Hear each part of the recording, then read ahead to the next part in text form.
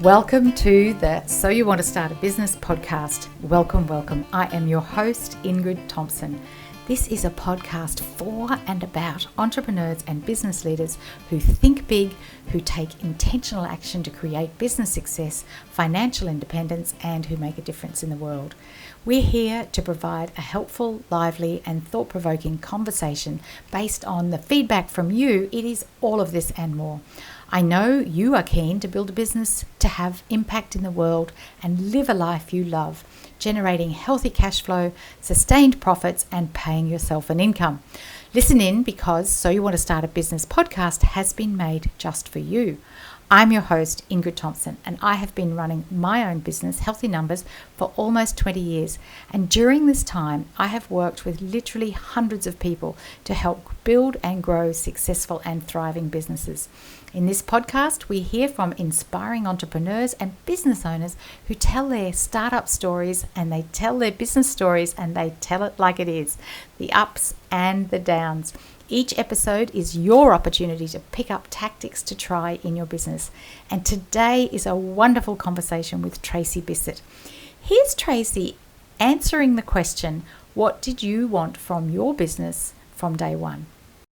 I wanted to be financially independent. I had to replace my corporate income when I left my role. I was an executive, so that was a real concern. How am I going to do this?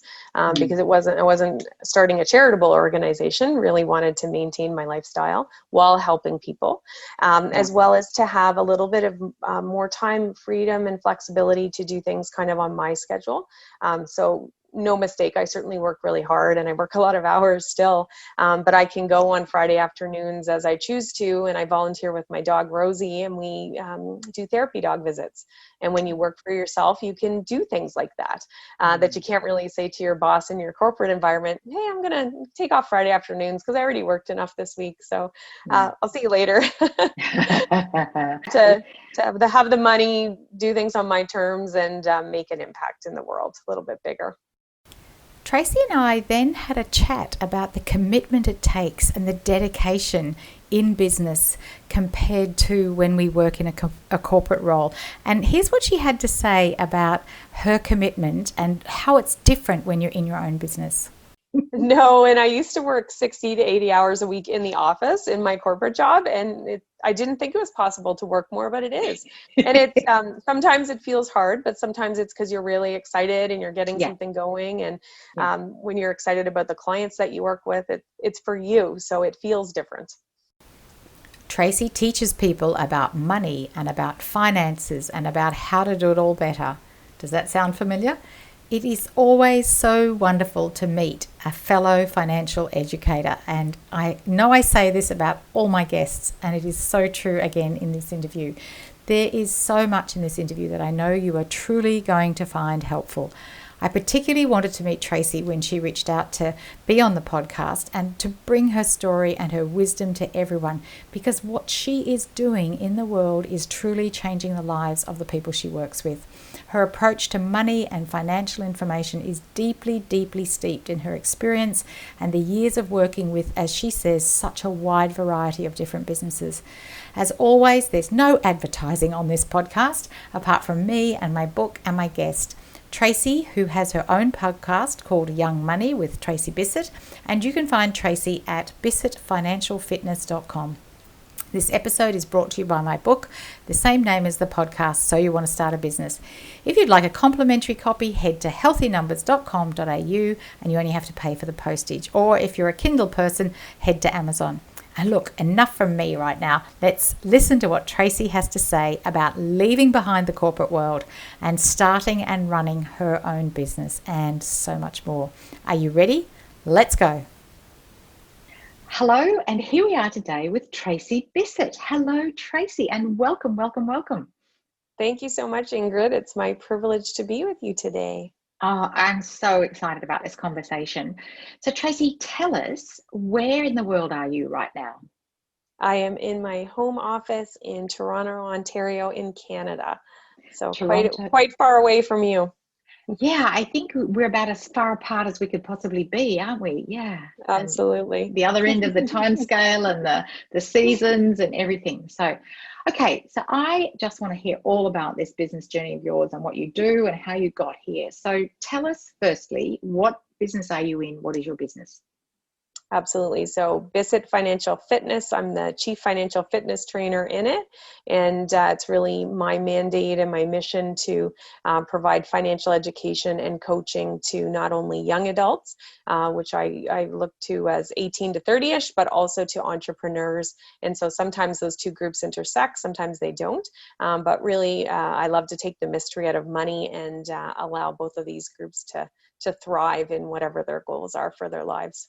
Oh, Tracy, kindred spirits, I love what you're doing. Absolutely. And, it's so important that people that get the finances right from the beginning, isn't it? Okay, so when did you start this business? In 2016. So I Mhm. was actually a commercial banker and risk manager for 16 years. So was working with entrepreneurs at the bank, helping them get access to the financing they needed. And then for about 8 years, I was approving loans across all different industries, all different size of companies. And so lots of knowledge about different businesses. And I'd always been attracted to entrepreneurship, and I had thought I might start it at a younger age, but turns out it was just in 2016. In 2016. What a fantastic basis for you to actually do what you're doing. I'm sure you saw the good, the bad, and the ugly Mhm. in that job. Absolutely. And I was in risk management at the time of the financial crisis in 2008. Mm, So lots of lessons learned, and we're able to see who was successful and what were they doing, who wasn't. So it gives you lots to think about. And certainly if you're planning your own business, you definitely want to have some insights from other people who've gone ahead of you. yeah. So if we do, and this is a question without notice, but you probably do know the answer. What was one of the main things or characteristics or pieces that actually made somebody successful in that previous 2008? What was one of the things that you observed in businesses? So a couple things. First, they had cash reserves, so they were able to Yes. weather uncertainty. They had lower debt levels. They weren't at a kind of a tipping point where not having the cash flow was going to break the company. And they were Mm, also very agile and were planning and pivoting. So all the stuff that we've seen this year too. yeah. But it just kind of history repeats, and it same goes for your personal life as well. When you Mm. have some cash around, your debt levels are lower. You have the flexibility to do different things, and you have more options. Yeah, it's so true, isn't it? And that trifecta of, having some cash in the bank, having the debt manageable so if something does happen, and then, being able to really jump in and do something different, pivot, be agile, whatever language is appropriate at the time. But yeah, it Mm-hmm. certainly is. And it's certainly the clients that I've been working with this year, the ones that are still here and the ones that are carrying on have been the ones that have been able to do that. Terrific. So why did you leave that and start a business? So maybe similar to what happens there, but there's lots of restructuring in financial services all of the time because I was working in one of Canada's big five banks. And so I had lots of opportunity to go into similar roles in other organizations. But I thought maybe this is a sign. Maybe I should Mm, see what I'd like to put together because I knew if I took another job, I'd be facing it again in a couple years because that's just the nature of the industry. And so I was fortunate. I had a really great severance given how long I had worked there. So I took the time to think about all of the things I liked to do, all of the experiences I liked having, and kind of cobbled them together. And I was always passionate about helping young people learn about money, mm, always my volunteer time spent doing that. Really treasured all of the experiences working with entrepreneurs and didn't want to give that up. And I had the opportunity to teach younger lenders at the bank how to lend money, how to analyze companies, how to do all of those kinds of things. So I looked for a teaching element too, where I could take my experience and really take the mystery, as I said, out of money and really show people different ways of doing things. Mine is only one way, but I've seen certainly lots of different things that can happen. And so I just started small. I found somewhere I could teach one course at a time. I started my podcast, Young Money with Tracy Bissett, which is geared for those 18 to 30-ish in age group, and people who love them, I say, because we've got a lot of parents and grandparents who tune in. And then I started doing some consulting back with financial services, and then broadened out to do work with entrepreneurs. Yeah, yeah. So it just, it's wonderful to be able to have that time to say, what am I going to do, and what am I going to, where am I best able to make the impact that I need to make? And if anybody missed that, as Tracy was saying it, Tracy has a podcast called Young Money with Tracey Bissett, and they can find that wherever podcasts are found. So if you love someone who's in that age group, or you're in that age group, then I can highly recommend Tracy's podcast. So Tracy, that's what you wanted to do for your clients, but for you as a business person, what was it that you wanted from the business from the beginning? I wanted to be financially independent. I had to replace my corporate income when I left my role. I was an executive, so that was a real concern. How am I going to do this? Because I wasn't starting a charitable organization. Really wanted to maintain my lifestyle while helping people, as well as to have a little bit of more time, freedom, and flexibility to do things kind of on my schedule. So no mistake, I certainly work really hard, and I work a lot of hours still, but I can go on Friday afternoons as I choose to, and I volunteer with my dog Rosie, and we do therapy dog visits. And when you work for yourself, you can do things like that, that you can't really say to your boss in your corporate environment, hey, I'm gonna take off Friday afternoons because I already worked enough this week, so I'll see you later. So being able to have the money, do things on my terms, and make an impact in the world a little bit bigger.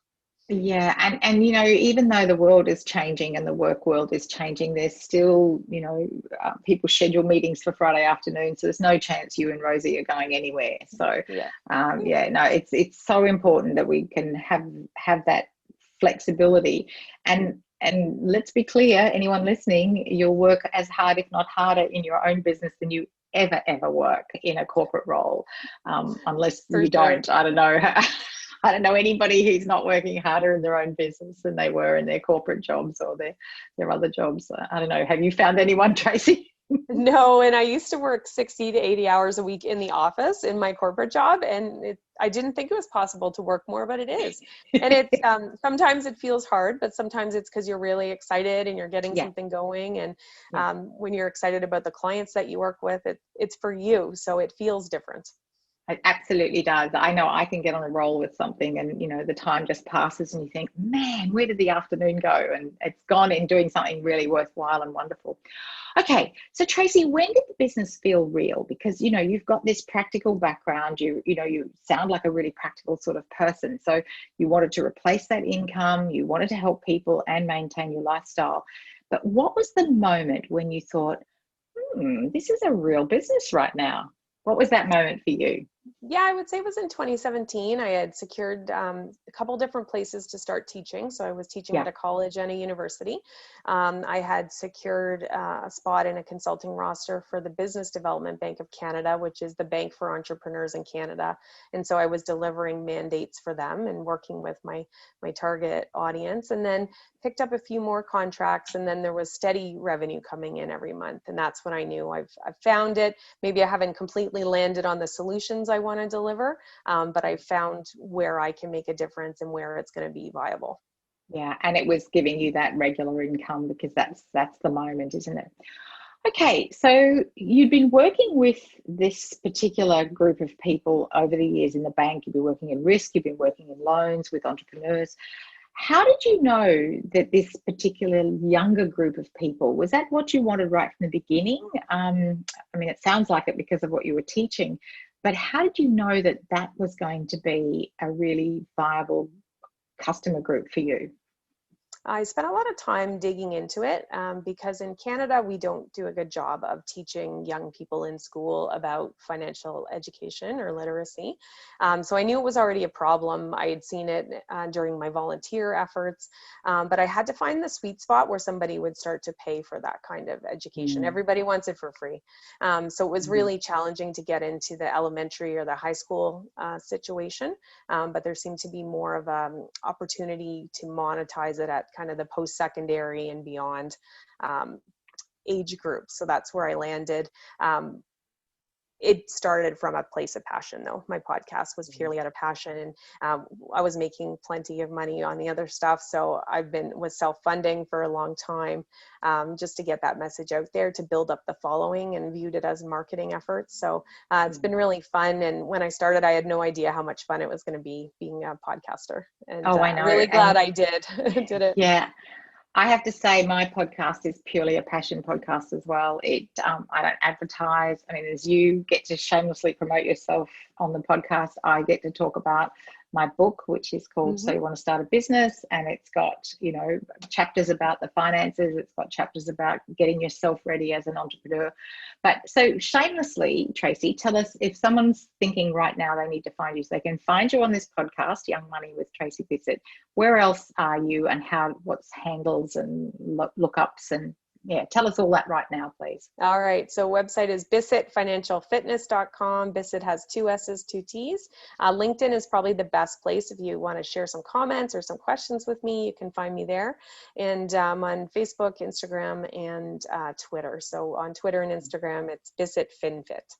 So easy to find. And with the red hair, it's easy to visualize me when you see me there. So yeah. And I have to, for anyone who's watching the YouTube or can see us, I'm a real green fan, and Tracy, you are as well, but your green is a slightly different shade to mine, isn't it?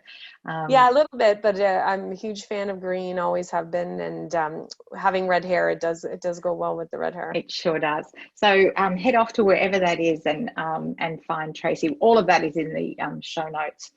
Okay, so you had to find this sweet spot where people would pay for it. Because lots of people want things for free, or information for free, education for free, and the internet's amazing because there's so much available for free. How did you land on, and I'm going to ask you about viability and pricing all together here. Can you talk us through the process you used to come up with a pricing model to decide the viability? And you have already mentioned that you bootstrapped, so we know that you've funded yourself. So can you talk to us a little bit, because a service-based business, I know many people struggle with, how do you maintain your lifestyle and help people and feel good about how much you get paid? Absolutely. So, I mean, I'm based in numbers. I'm logical, really rational. So I come at it from that kind of lens. What else is going on in the market? Who's providing comparable services? What are they charging? Is what I'm offering going to contain more value or less? What do I think is reasonable? And really vetted it out with what was going on in the market, as well as, is this going to be kind of thinking of it from a scale perspective? If I do this every single day for X many hours, is that going to get me to where I want, or am I going to have to find a different way to do it? So really important to do the external validation, but then making sure it's going to work for you. I know in my financial coaching with entrepreneurs, 80 to 85% of the entrepreneurs I work with are not pricing their products profitably or services, and they're not getting paid regular paychecks. And I wasn't up for that for myself. So really took a hard look at that. And every time I go to look at something new, I think about on what basis is this going to be right for me. And so launched in the summer a group live coaching program for entrepreneurs where I can reach more people. It's at a lower price point than my private coaching, but it's more accessible now for people. And so I can get the message out to more people and help them. So how does somebody join your group live coaching? Is that on your website there? They can just go straight to will be shortly. So if you head over to bizmoneymistakes.com, you can actually sign up for a webinar that will allow you to hear more about the program. And it's called the Cash Control Bootcamp. So learning how to understand cash flow, manage it, make sure you're pricing things right so that you can really use cash as a tool to hit those goals you have for your business. Yeah, there has to be enough money coming in, doesn't there? I was just talking with somebody yesterday, and we were saying, okay, so here's the rent or the fixed costs. I always like to put that into a bundle. What's that survival amount that you need, and how many clients do you need to pay for that? What's the basics? How much are you going to pay yourself? And it's a basic calculation, isn't it? How much do you charge? How many do you need to cover the costs? Yeah, and a lot of entrepreneurs, they shy away from the numbers, but I think it's really about just taking out a piece of paper, get a pen or pencil and do the quick math, because you can quickly see if it's going to work.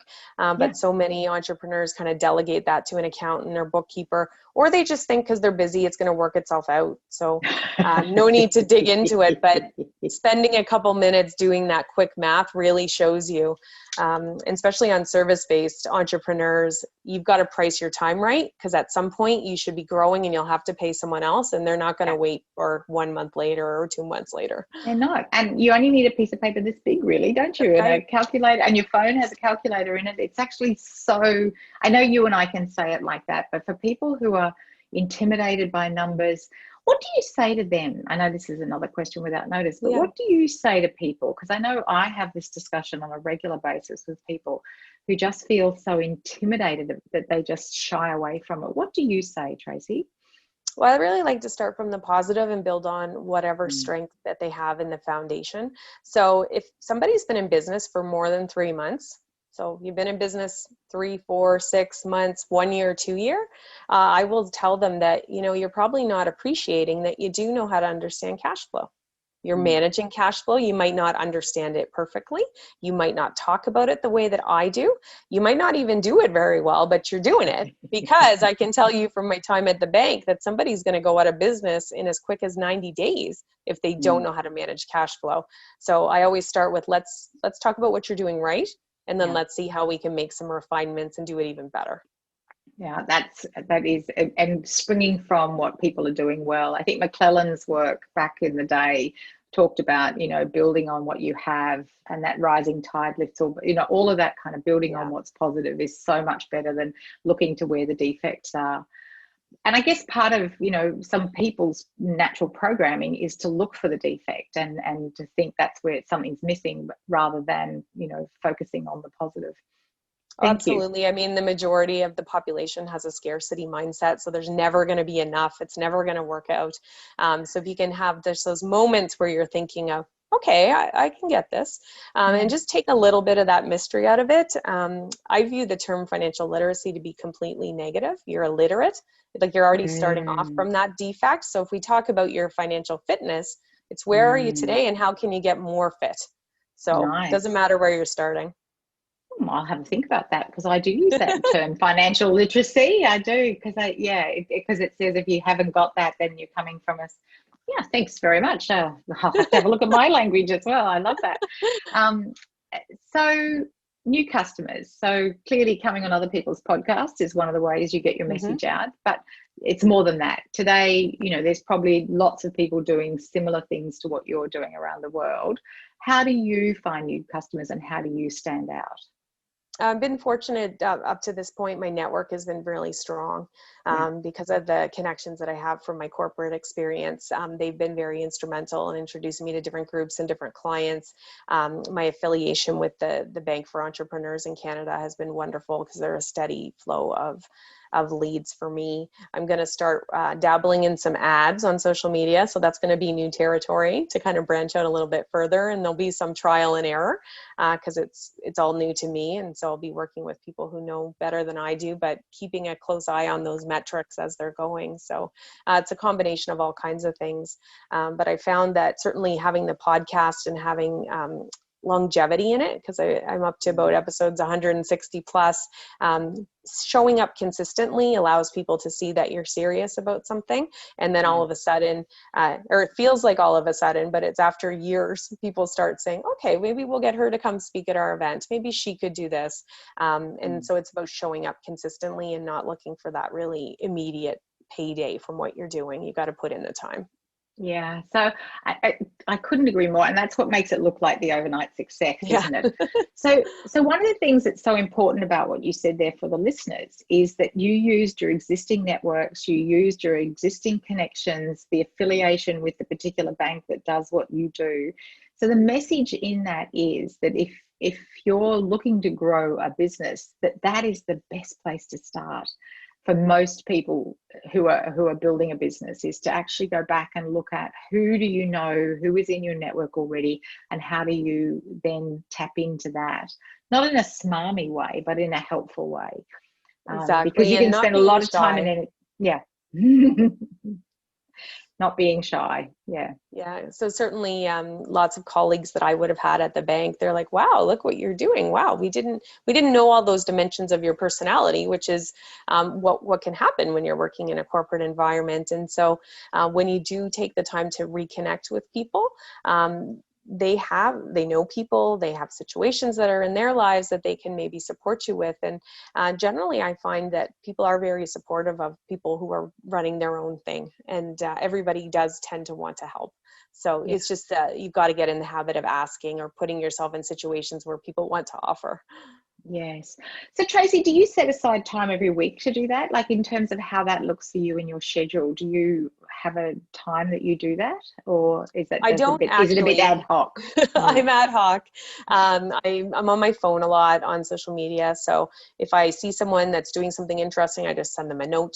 If I see somebody that I haven't connected for a while, I'll shoot them a little message. So I'm probably on my phone more so than probably people would advocate to do. And I find doing it kind of that way is a little bit more natural for me. It's more genuine. And I find my days are usually pretty full between meetings and teaching. And so it's when I can find those moments, and I don't tend to make the list and follow up later. I do it in the moment so that I don't miss out on the opportunity. Yeah, I'm a bit with you. This sort of idea of scheduling things for so far in advance. I think the world could be so different in 2 weeks' time if I schedule that, or it might not even be here. I remember some years ago I used to work when I was doing outsourced finance work. I worked with a group of recruiters, and I was just in awe of how rigorous and disciplined they were about their follow-up systems. They just, they had their times where they did the calls, and that's how they kept their clients coming in. And, I see the same kind of thing in real estate and these businesses where this ongoing relationship is so important with people. So that's why I was just curious about what process you used for that. Okay, magic wand. Oh, and dang it, my magic wand is downstairs. If you could take a magic wand and go back to the beginning and do things differently, so go back to 2016, those early days, what might you have done differently in the beginning? I would have chosen my 2 markets a lot sooner. Because at that time I was offering more services to more people, and everything was pretty much an option because coming out of banking, there were quite a few things I could do. And so when you don't focus, even a lot of experts would disagree, even having 2 focuses is too many. But I'm sticking with my 2. If I had focused earlier, I think it would have made things move along faster. But I may not have been so sure about them if I hadn't have gone through that process. So. And that's the tension, isn't it? You want to be all things to everybody because, like you said, you have this range of skills, but it's only as you start to figure out what's really going to work that, I heard somebody, when I talk to people about niching and that, they kind of want to run away from that word. I think or niching, actually Canadians say it the same as us, don't you? We say niching. Niching, whereas I think the Americans say niching. But I was listening to somebody talking about having a narrower focus, that you could have a wide focus or a narrow focus. And I think that idea of having a narrow focus in these 2 areas is what gives you such power. And as you said at the beginning, you didn't know that and you had to find it. But it's how long that takes and how long you miss the signals and you ignore the signposts to say, this is the area that is really calling for your help. Yeah. Absolutely. And then there's the practical reality of I needed to do things that made money so that I could fool around and figure out how was I exactly going to do this. So I did lots of consulting at that time, doing similar work that I had done in my corporate job, but that funded my podcast and got it off the ground. So it's the journey. Can't change things, but probably would have tried to narrow it down a little bit sooner. Yeah, so for the listeners, looking for what is that narrowing is important in the early days. And if somebody could have told you something, so we're here and you do on your podcast, you're teaching people all the time. What would you have liked to have been told early on if somebody that you trusted could have said to you, Tracy, just do this? I think I would have liked to know how hard it was going to be. And it not hard, like insurmountable or impossible, or you can't figure it out. But I was an expert at 3 things in my banking career. And now all of a sudden I'm wearing 50 different hats and I don't know how to do most of it. And it's all coming at you at the same time. And when you don't know, you spend too much time on things that maybe don't matter as much. Like I didn't need to fool around with my website as long as I did. I should have been out just like doing stuff and delivering things and making the website catch up. So just having a better understanding of the reality of it. And I mean, I had a good view because I'd seen a lot of people doing it, but when it's you, it's different. Yeah. In fact, you had a better view than a lot of people getting into business do.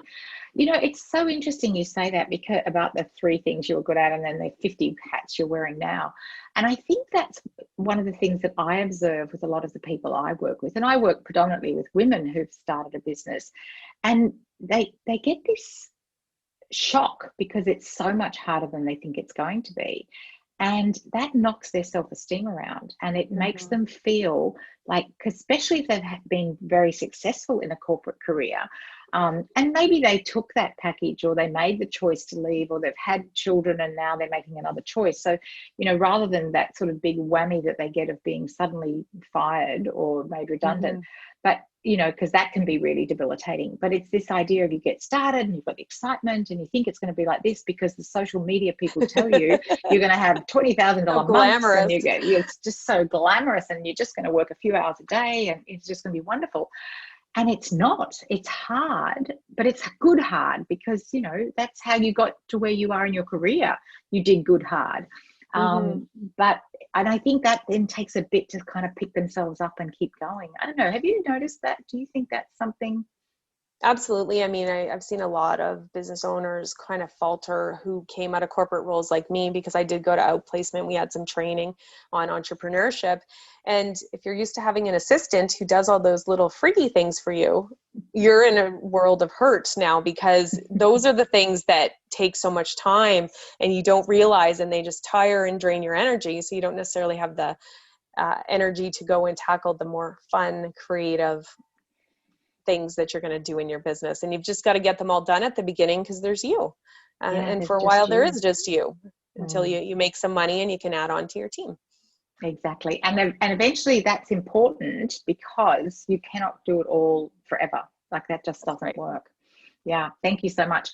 So if it has been difficult, I'm presuming there's been tough days where, I don't know, if you're like, you actually just want to shut the whole thing down and say, okay, enough now. But you don't, because you know that's not what's going to happen. But we had days like that in corporate world as well. Oh, yeah. What makes it tough for you, Tracy, and how do you get past that? I find when I'm not looking after myself, if I'm not eating when I'm supposed to, I'm not exercising enough, I'm not getting enough sleep, I get kind of grouchy and tired. And I know the best thing for me is to go to bed. It's always going to look better tomorrow. I reach out to new friends that I have, because my corporate friends, they don't really understand the business thing. So that was really important when I started the business, building out a new network. So I reach out to people who are going to be supportive, but they're also not going to coddle me. They're going to give me a swift kick in the behind and say, okay, you had your moment, get going. Tomorrow's a new day, and you want to do this. This is your stated goal, and you like it most days, so get back at it, and it's okay to have a bad day. So looking after yourself, having the network to reach out to, and really just keeping it in perspective. Nobody's watching everything that you're doing with the same intent that you are. Nobody's spending that much time on what you're doing on social media. You make a mistake, that's okay. So giving up probably some of that perfection as well is really key. Yeah, it's so true, isn't it? And I imagine Rosie helps. Does Rosie help? Just going for a walk with Rosie, or going having a cuddle? Yeah, we have cats, and I have to say, you know, there's one that sits on the chair here, and you know, he's the office manager, and you know, it's just any one of them. You just go and spend 5 minutes listening to that purring noise, or being licked on the face by I don't know whether Rosie does that, but you know, it's animals are a big help as well, and just getting out in the fresh air. So looking after yourself is so important. And that was a wonderful thing with starting my business, because I didn't have time to have a dog before. And so then I could, and she's my sidekick usually. So usually under my feet or really near me. So, and I'm always jealous of how much soundly she's sleeping all of the time, but it's nice and relaxing to hear her. It is. It's very, very endorsing, isn't it? So you mentioned there about reaching out to friends for help. Eventually, like you're going to be doing some things on social media, and you're going to get people who are better able to do that than you. Who, apart from that, is there anybody else that has been of assistance to you? Did you look to coaching yourself or mentoring in the early days? Because a lot of people sort of resist that, because there's this I'm going to do it myself kind of thing, isn't there? It's this tension between you actually need the help, but the whole reason we do it is to be independent. And who helped you? I'm pretty practical. So I have a couple of mentors that have carried over from my corporate career, and they've been my biggest fans and champions. But they're the first to say, that doesn't sound like a good idea, Trace. What are you doing? Or, that sounds great. Put some more effort into that, and really good sounding boards. And then I was a fan and really open to coaching right at the beginning. I don't think I understood the magnitude of exactly what it would do quite at the beginning, but near the end of 2016, I happened upon a coach, and I liked the way she talked and the way she described things. And I realized I could go so much faster if someone told me how to do the implementation. I'm smart, I can figure it out, but I don't have that many hours. So once I make a decision, I'm full steam ahead on implementation. So if you can tell me exactly how to do it, I know I can do it faster. And I know you've worked out the kinks because you already did it. So I've been working with the same coach for almost 4 years. And I would say that's one of the keys to my ability to implement faster and be consistent. Yeah, I'm with you, Tracy. This year I'm working with somebody who says, do this, I do it. Who says, say this, I say it. And everything works. So when you follow, I'm happy if somebody has figured it out as well. And then that's what you and I do in our world for our clients, is we've figured out some of this stuff, and we're here to help you do that in your business. Exactly. So absolutely. And I think it's it can be a big investment at the beginning, but it is so worth it. And if you actually listen to them, you're going to recoup your investment in way more. Absolutely. And absolutely. 3 characteristics that you have that make you successful, and you've kind of alluded to them, so I think we could probably guess them, but what do you think it is, Tracy? I'm very resilient, so even when things don't go well, I get up tomorrow, keep going. I generally have a positive view that things are going to work out, because things have worked out in the past, and if I don't have it quite right, I can get it quite right. And then just having a confidence or a faith in what I'm actually doing. And so at the beginning, it's a little bit shakier when you're still trying to prove it out. But as every month goes by, it gets stronger, and just holding that line that, yes, this is where I'm going and this is going to be good. You have to have that, because no one else has that for you when you're running your own business. Yeah. And that's it's so important, is that underpinning, what is it that you're doing? What is the impact you're having in the world? As you said, that's part of your mantra for it, is that you want to have this impact in the world. Totally. Okay, so this is a question I ask people, but about what would you say to someone who comes to you and says, I want to start a business? But that's a question you get asked all the time because of what you do. So what do you say? Like, what's your initial response if someone comes along and says, I've got this fantastic idea for a business? What do you think? Yeah, they always want to pitch me their ideas, and they want me to tell them if they're going to work. And I say, it's not up to me. It's not my call. I don't know everything. So I'm a huge proponent of spending the time to create a business plan. Because number one, you've got to validate your product or your service. Make sure that somebody wants to buy it. Make sure the price that they want to buy it at is going to work. You've got to validate it's the right target client. And sometimes when you're going through the process, you might have to pivot your product or service, or switch up who's the target. But I think it's as useful if you go through the process and you find out this is not going to work, that you stop there. And then you look for a different idea, because things take way longer than you imagine. They cost way more money than you think. So if you're going to quit your job, or you're going to take your life savings and commit to this, you want to do that legwork up front. And it flies in the face of everything entrepreneurs feel, because they want to get started right away. But just to take that time is really key. So it will pay dividends down the road, either because you didn't take a route or you did, but you were prepared for what was going to happen. So. Yeah, and you said right back at the beginning that you did your research, that you looked at the markets, you looked at what else was out there. So, you are a living embodiment of what you're suggesting to other people do. It's fascinating how long people will hang on to something, an idea, even when the evidence is right there in front of them that there isn't something. I was just talking to somebody at the weekend about how timing is often part of it as well. I think Airbnb was thought of much earlier, but because it wasn't a thing, people were still it wasn't. And then all of a sudden, Airbnb became a thing, even though it had been an idea much earlier. There's numbers of examples of those. Oh, yeah. Yeah. So timing is all important as well for people, isn't it? Tracy, and I reckon also about figuring out if you're going to be an entrepreneur. People like the idea of it, but the practical realities of the day-to-day is another thing. Yeah.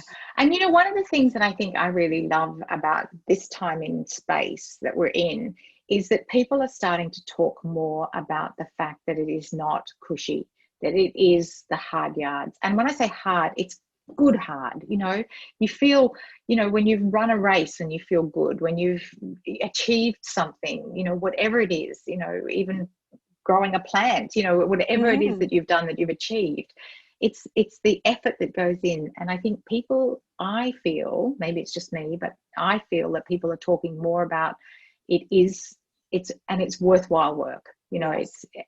It takes years to be an overnight success, and it'll happen if you do what you have to do. So yeah, I don't know. Do you feel like people are being a bit more realistic about it today? I do, and especially with so many people losing their jobs in 2020, I think you need to be open to different sources of income. If you're not ready to give up working full-time, maybe you start a side hustle. But I think that this idea of having diversified income coming into your family is a really good idea, and that's in your control. So how can we look after ourselves for the future? And if we're not thinking that way, we might be kind of not in tune to everything that's going on, and all kinds of different things will come at us in the future. So if you can plan for it and just have different contingencies in place, it'll work out well for you. It does. It's certainly, and being educated and knowing what we need.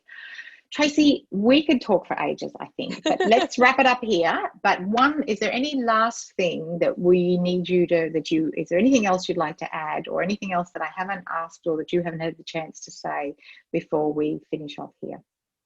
I just want to remind people who might be thinking about starting a business or who do have a business that it's so important to be kind to yourself. I talked about financial fitness, and we're on this journey to be more financially fit, but that takes time. We don't learn everything overnight, and we're going to have some days we step off the path and have a misstep. So get back on the path. Tomorrow's a new day. You haven't ruined everything. So just be kind to yourself. So important in this entrepreneurial journey. I love that. Let's just leave it right there. Thank you so much, Tracy. Thank you. Be kind to yourself. Gosh, Tracy, thank you so much for that wonderful reminder just there at the end. And today more than ever, we just have to be kind to ourselves. Thank you so much for listening to my conversation with Tracy. Isn't she just marvellous? Now you know why I was so keen to have her on the show. As she said, we certainly don't learn everything overnight. How long did it take you to become a dentist or a plumber or a Pilates instructor or a lawyer or whatever that is that you do in the world? None of that happened overnight. The thing is, you did learn how to do what you do. It took practice and learning and more practice and ongoing learning. And this is exactly what business is. It's a new skill, and you absolutely can learn everything you need. It just doesn't happen overnight. So what are your standout moments from this conversation? I have set up a new Facebook group, and it's called Profit Lab.